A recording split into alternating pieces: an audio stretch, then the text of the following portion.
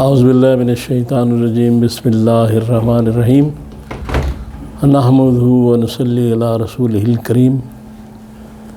انتہائی قابل احترام سامعین و حاضرین، مجھ سے اچھے لوگوں، السلام علیکم ورحمۃ اللہ وبرکاتہ۔ وعلیکم السلام ورحمۃ اللہ وبرکاتہ۔ درود پاک پڑھ لیں۔ محمد و علی محمد۔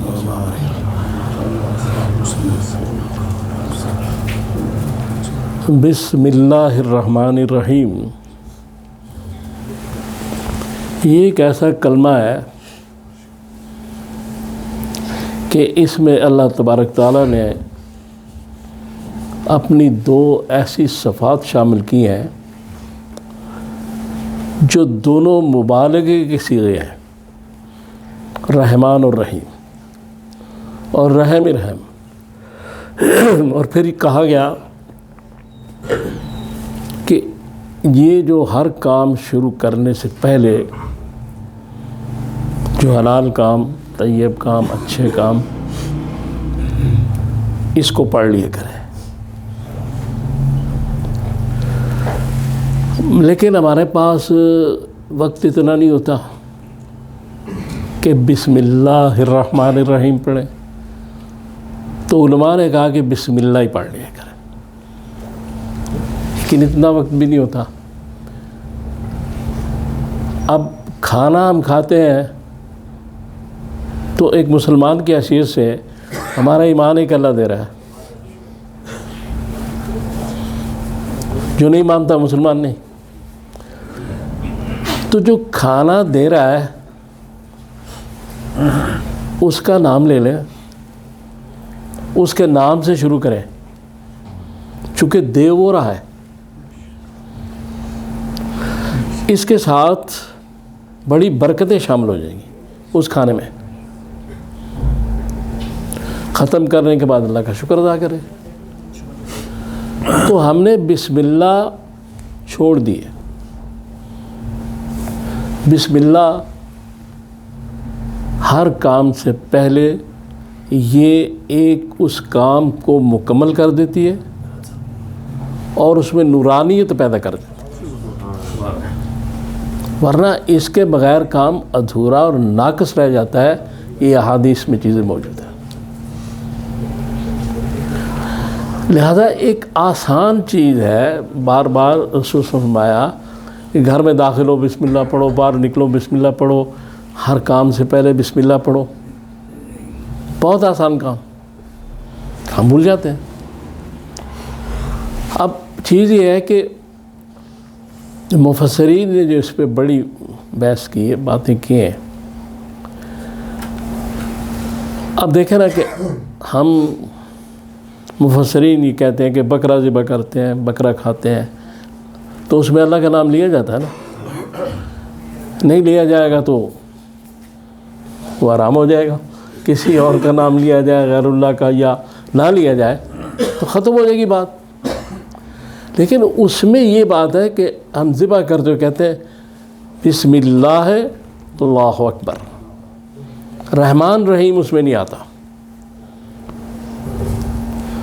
اس لیے کہ آپ کو حکم دیا گیا ہے اللہ نے کہ یہ حلال جانور ہے، اس کی جان تم لے لو، کھا لو، اس کو کھا لو، تمہاری غذا کے لیے، تمہاری طاقت کے لیے، تمہاری لذت کے لیے۔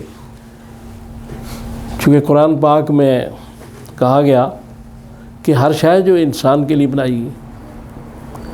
سورہ زاریات کی آیت نمبر 20-21 پڑھ لیں۔ تو جب یہ چیز ہے تو بکرا بھی ہے، اس کی بھی جان ہوتی ہے، گائے کی بھی جان ہوتی ہے، مرغی کی بھی جان ہوتی ہے، سب۔ تو جان کو جب تکلیف پہنچتی ہے تو درد ہوتا ہے، سب کچھ ہوتا ہے۔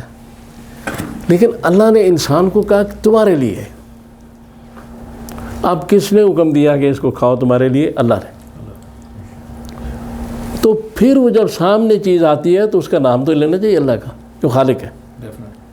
اور خالق ہی جانتا ہے کہ کس مخلوق کو کیا کام کرنا ہے۔ اس بات پہ غور کیجیے گا، خالق ہی جانتا ہے کہ اس مخلوق کو کیا کام کرنا ہے۔ بکرے کا کام یہ ہے کہ تم نے جان دے دینی، تو انسان کا کام کیا ہے؟ بسم اللہ پڑھ لی، سب کچھ کھانا بھی ہو گیا.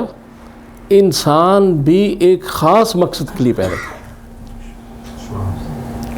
جب بکرے کا مقصد تخلیق یہ ہے کہ یا گائے کا یا گوشت جو بھی سبزیاں آپ کھاتے ہیں کہ انسان کو زندہ رکھے، تو انسان کا جو مقصد تخلیق ہے وہ اس سے بہت اونچا ہے. وما خلقت الجن والانس الا لیعبدون، کہ اللہ تعالیٰ فرماتے ہیں کہ انسان اور جن کو ہم نے اپنی عبادت کے سوا کسی کام کے لیے نہیں پیدا کیا. تو اس کا مقصد یہ ہے کہ بکرا تو اپنا کام سمجھ رہا ہے، جانور ہے. گائے اپنا کام سمجھ رہی ہے. ساری چیزیں جو اللہ تبارک تعالیٰ کے ماتحت کام کر رہی ہیں اپنا کام سمجھ رہی ہیں. اشرف المخلوقات اپنا کام کیوں نہیں سمجھ رہا؟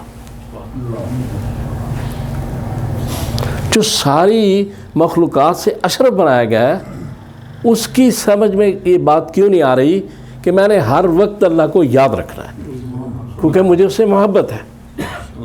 جس سے محبت ہو اس کا ہر جگہ نام لیا جاتا ہے. رسول اللہ صلی اللہ علیہ وسلم سے محبت ہے، درود شریف پڑھے.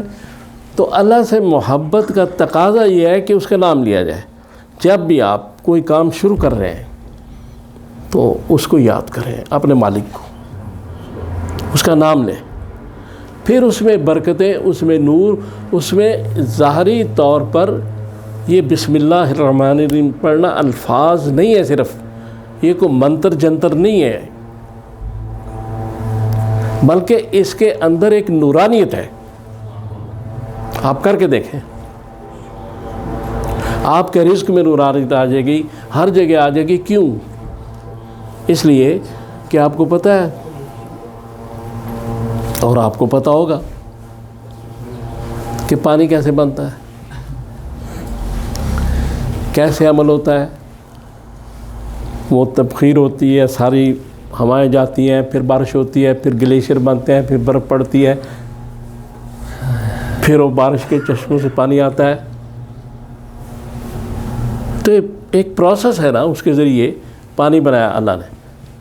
یہ کمال ربوبیت ہے نا کہ اپنے بندوں کے لیے کیسا پانی صاف ستھرا بنایا. اب وہ پانی جب آپ پیتے ہیں تو پھر بسم اللہ پڑھنا چاہیے. کیا بات. چاول کہاں پکے، کہاں بنے، کس نے بیجے، کیسے ہوئے، کیسے وہ اوپر آئے، تو ان کو کھاتے ہوئے مالک کو یاد نہیں کرنا چاہیے. کیونکہ اس کام کے لیے ہم پیدا ہوئے ہیں.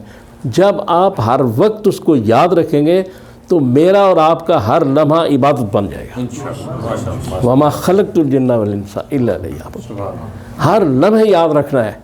صرف مسجد میں نہیں ہے کہ نماز پڑھ لی بات ختم ہو گئی، اس کے بعد بھی ان کو یاد رکھنا ہے. اقیم الصلاۃ کا مقصد یہ ہے کہ ہر وقت اس نماز کو قائم رکھنا جو تم نے مسجد میں پڑھی ہے، جو تم نے اللہ کے سامنے پڑھی ہے. ان باتوں پر قائم رہنا ہر وقت. اب جب یہ سارا مسئلہ آپ دیکھیں، پھر اس کے بعد اللہ تعالیٰ نے جو بھی چیزیں انسان کے لیے بنائی، کیسی کیسی چیزیں، اور پھر قرآن میں کہا کہ ہر شے انسان کے لیے بنائی گئی. تو یہ جو پانی بنتا ہے اس کا عمل بھی آپ کے سامنے ہے. اس کے بعد دوسری چیزیں بنتی ہیں. سارے سائنس اب اتنی ترقی کر چکی ہے، میڈیکل سائنس، وہ سب بتا رہے ہیں کہ کس طرح چیزیں بن رہی ہیں. انسان جو ہے یہ اس کے اندر سورہ ذاریات میں جو بات کی گئی ہے نا، اس میں یہ کہا گیا ہے کہ آپ اس بات پر یقین کر لو ہماری نشانیوں پر، اور ایک نشانی تم خود ہو. انسان کی ذات وہ کس لیے نشانی ہے کہ انسان کے اندر، ڈاکٹرز وغیرہ سے پوچھیں، ایک پوری کائنات ہے انسان کے اندر، ایک عام آدمی کے اندر. اور سائنس یہ کہتی ہے کہ میرے اور آپ کے اندر جو یہ آرٹریز اور وینز اس وقت مجھے اردو کا لفظ یاد نہیں آ رہا. یہ جتنی بھی ہیں نبض. ہاں یہ جتنی بھی چیز نالیاں خون کی وہ ان کو اگر پھیلا دیا جائے, سائنس کہہ رہی ہے دنیا کی دنیا کو 3 دفعہ اپنی لپیٹ میں لے سکتی ایک انسان کے اندر. کائنات موجود ہے کہ نہیں؟ کیا بات. کیا یہ ہم ہی ایک نشانی کافی نہیں ہے؟ کسی اور معجزے کی ضرورت ہے؟ تو جب ہم یہ ساری باتیں سمجھتے ہیں پھر بھول کی جاتے ہیں. بسم اللہ پڑھے, کھانا کھا کے الحمدللہ کہہ دیں. پیشاب کرنے کے لیے جانا ہے تو وہ دعا پڑھ لیں, اعوذ باللہ من الشیطان الرجیم, یا اللہم انی خبث والخبائث, جو بھی جتنی دعائیں. یہ جو باتیں ہیں صرف میں اس لیے کر رہا ہوں کہ ہم مسلمان ہیں, صرف اس لیے. اور یہ باتیں میں اس لیے کر رہا ہوں کہ فائدہ ہو.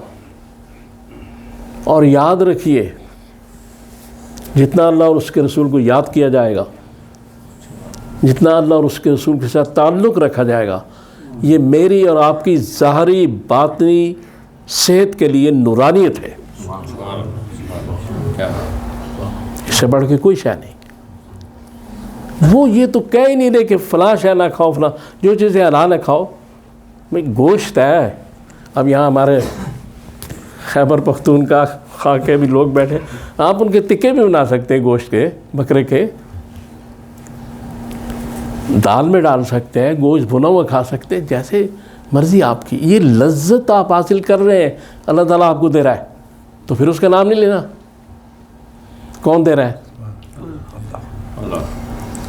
یہ صرف ایک بات ذہن میں رکھنی چاہیے کہ جو بھی ہمیں کچھ دے رہا ہے وہ اللہ ہے. اولاد اللہ دے رہا ہے, شفا اللہ دے رہا ہے, رزق اللہ دے رہا ہے, اسباب اس نے رکھے ہوئے ہیں, لیکن دے وہی رہا ہے. جس وقت یہ بات ذہن میں بیٹھ جائے گی پھر اللہ کے ساتھ تعلق پیدا ہو جائے گا, اور جب تعلق پیدا ہو جائے گا زندگی بدل جائے گی. سارے معاملات ایک عجیب سمت کی طرف چلنا شروع ہو جائیں گے, اور پھر منزل بھی بخیر ہوگی. تو اللہ تعالیٰ سے دعا کریں کہ اللہ تعالیٰ مجھے اور آپ کو توفیق دے کہ میں نے جو باتیں کی ہیں ہم پہ عمل کر سکیں. وَأُفَوِّضُ أَمْرِي إِلَى اللَّهِ إِنَّ اللَّهَ بَصِيرٌ بِالْعِبَادِ. صلی اللہ